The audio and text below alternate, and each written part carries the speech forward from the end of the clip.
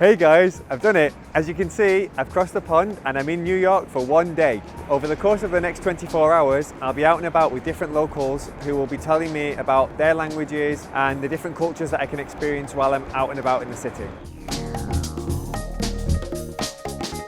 My first stop was Carroll Gardens in Brooklyn, where I met up with Kalyan, a French PhD student. Hey Kalyan! Hey! Ça va? Ça va très bien. Qu'est-ce qu'on va faire aujourd'hui? On y va? On prend un café? Super. So this part of town is Carroll Gardens in Brooklyn, right? I think. Yes. Yeah. It's a bit south from Williamsburg. Okay. It's very pretty, but less hipster than Williamsburg. Okay. And Kalyan explained to me that Carroll Gardens is really changing. What had been an Italian neighbourhood for over 100 years is now home to the largest concentration of French speakers in New York City. But many Italian strongholds still remain. So we stopped into Monteleone's for the best Italian cheesecake in town.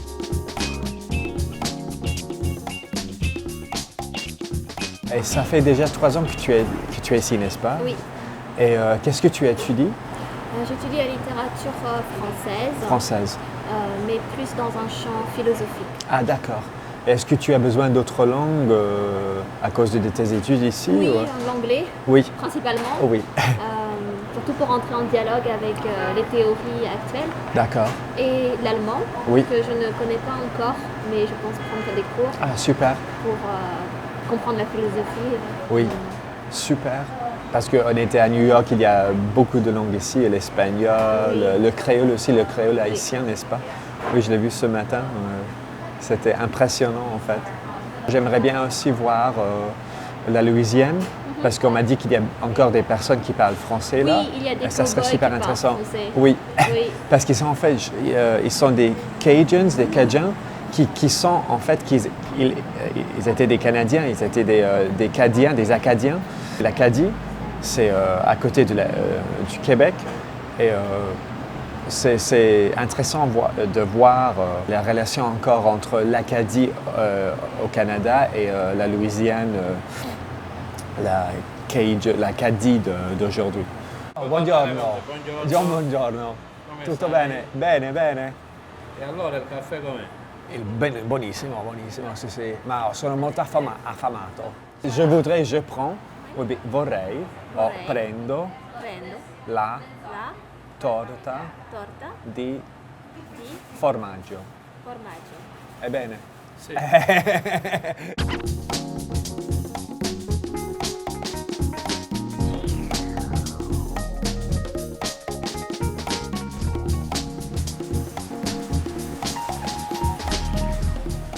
Hi everyone, muy buenos días. We're here in the Repertorio Español, which is a Spanish-speaking theatre right in the heart of Manhattan. And I'm now going to go and speak to a few cast members because they're putting on a performance of La Gringa. And I'd really like to know about the play and about how they're able to use Spanish in their everyday life here in the heart of Nueva York. So, let's go, vámonos.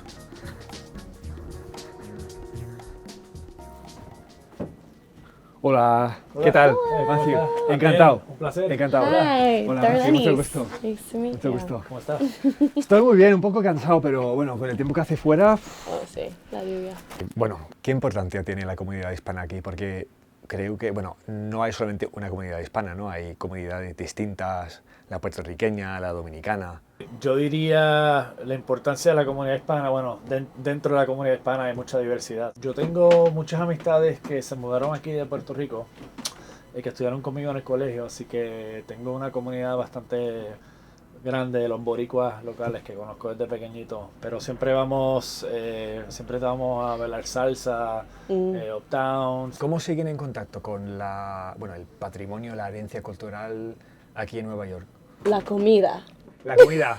Si tú quieres tacos, sabes a dónde vas. Tú vas para Queens, o si quieres comida dominicana auténtica, vas para Washington Heights. Uno sabe Vale. los vecindarios que tienen la comida auténtica. Muy bien. Para mí es eso. ¿Y creen que se puede pasar un día entero hablando solamente español en Nueva York? ¿Sería posible?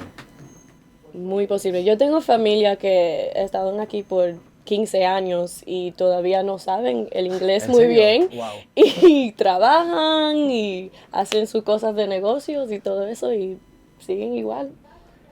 Y tú naciste aquí, ¿no? Sí, yo nací aquí. Yo tengo lo mejor de los dos mundos porque mi mamá solo me habla inglés y mi papá solo me habla español.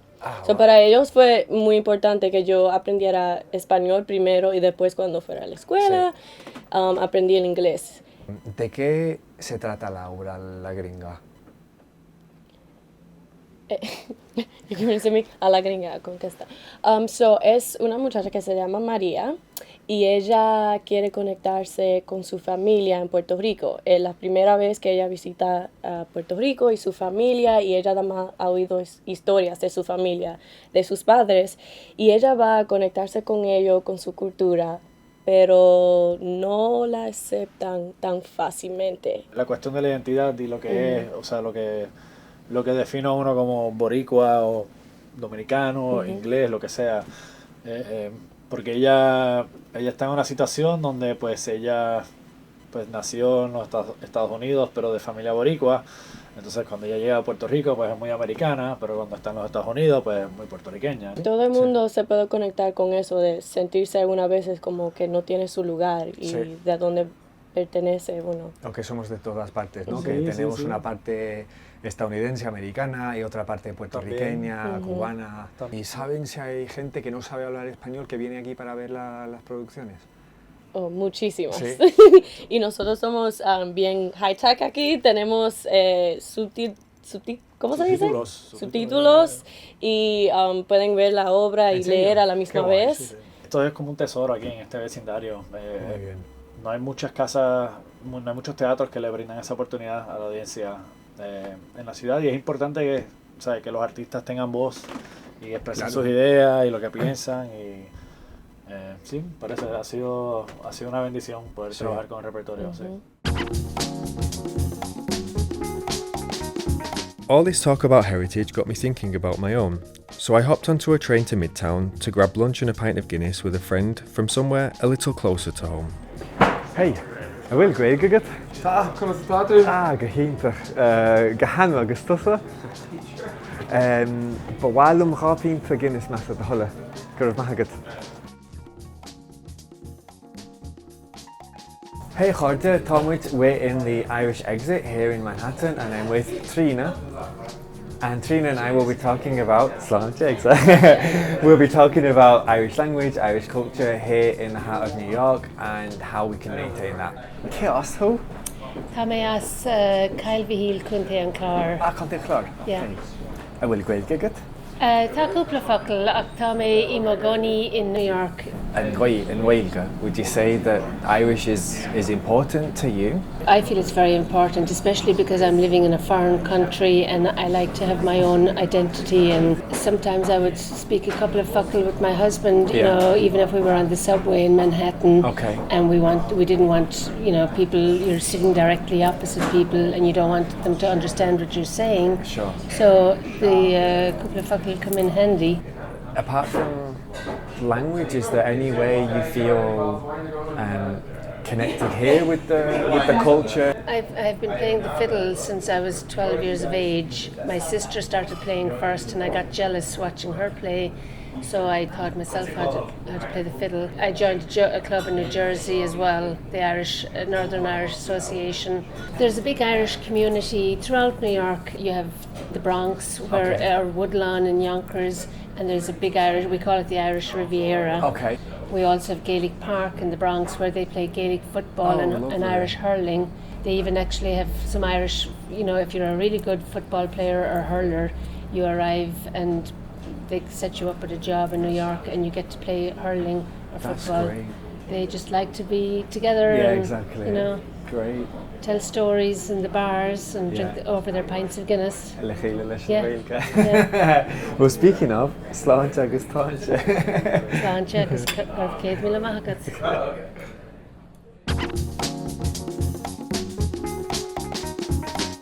After talking to Trina, I was keen to find out a little more about what things were like in the past living in New York. Ciao ragazzi, I'm here with Hugh, who's an Italian American, and we're off to learn about Italian immigration and immigration in general here at the Tenement Museum on Orchard Street in Lower East Side. Andiamo. Hi, how you guys doing? Good, how are you? John. Hi John, Matthew, nice to meet you. Go inside. Thank you. we are trying to tell the story of American immigration through several of the former residents who lived in this building during that time period. These individuals all have different backgrounds, lived here at different times, went through different struggles. We're going to focus for you guys mainly on an Italian family by the name of Baldizzi that lived here in the late 1920s through the Depression, and they were actually one of the families that were evicted. Every 20 or so years, the demographics of the neighborhood were changing dramatically. So obviously, in 1863, when the building first opened, it was Klein Deutschland, Little Germany. But you had in the 20th century, periods where it was a large Italian population, a large Yiddish population. Post World War II, with a large Puerto Rican migrant population and Chinese population that's still here to this day. I remember sitting around the table in the kitchen under the window. We listened to recordings of Josephine, a second-generation Italian-American who had lived in this very room as a child. By seeing what immigrants in New York have endured, I began to feel I was gaining a deeper appreciation for the rich, multicultural history of the city. The museum was really inspirational, really emotional. Ti è piaciuto? Molto, molto. Allora, tu ti chiami Hugh. Secondo me Hugh non è un nome molto italiano, no. Ma tu sei italo-americano. Sì. Quindi, sono italo-americano, sì, però ho parenti siano irlandesi, anche italiani. Quindi anche una roba molto americana, sì. Essenzialmente, che siamo sempre di un parte diverso dal mondo. Che bello, quindi... che interessante. Allora, ci sono tanti italiani qui a New York e parlano certamente inglese, ma parlano non italiano, è italo-americano. Cos'è l'italo-americano? Interessante come concetto, secondo me, perché qua a New York ovviamente sento molto italiano, però dopo di averlo imparato posso dire che quello che sento non è un italiano che ho imparato lì, è diverso, nel senso che è quasi il dialetto che è cambiato un po' con l'americano, appunto. Sì, quello che mi è interessato tanto è stato vedere che c'erano tante famiglie che con tante lingue e pensare che c'erano tante persone nello stesso palazzo parlando italiano, irlandese, yiddish, forse cinese. Esatto. E pensare che quello è per me l'idea degli Stati Uniti. Mi sono reso conto che è ancora così oggi, nel senso che qua nel Lower East Side, che è sempre la stessa zona, si parla da tutto, c'è Little Italy, c'è Chinatown, c'è miliardi di cose e secondo me è sempre New York, è sempre l'America che parliamo un po' di tutto, anche adesso. My time to explore the city was drawing to a close, but I wanted to squeeze in just one more stop, Chinatown, where I met my friend Ting for some of New York's best soup dumplings. You must have had such a busy day. It was. I mean, I forget how big the city is, and even just being here as well. I mean, this looks like a city within a city. Yeah, I mean, well, Chinatown, this Chinatown, New York City's Chinatown in the Lower East Side is, I believe, the largest population of Chinese settlers outside of Asia, and one of the 9 Chinatowns in New York City. In New York? Yeah. Gosh. And I think there's 12 within the New York kind of boroughs. Yeah. And how do you go about using Chinese in your daily life here? I mean, as a kind of more like second generation, I don't really get to use my Chinese as much as I'd like. I do speak Mandarin, predominantly like with my parents and my grandparents. However, whenever I am in Chinatown or other areas that are predominantly Chinese speaking, I do get to kind of use my Chinese a little bit. You see these ones, the soup dumplings with pork, or 小笼包. And that's bao as well, right? That's also bao, exactly. 可不可以来一笼小笼包？普通的，对，So what do you think of New York? It's brilliant. I mean, actually to be here and to see that you could spend your entire day speaking different languages without even having to leave the city, I mean, or even certain parts of the city. I think what really surprised me and really interested me as well was to see that the languages that have been spoken here for quite a long time now, that they've also developed into their own different kind of, they're also now a different variety of the language. What is Italian here is basically Italian American, that they have different words, such as they say Germanese for tedesco, for German, because it obviously comes from English, you know, etichetta for ticket.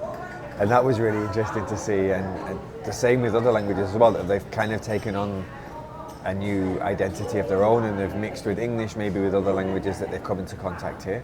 So if you had more time in New York, or like if you ever came back, what was something that you didn't have time for or would like to do next time?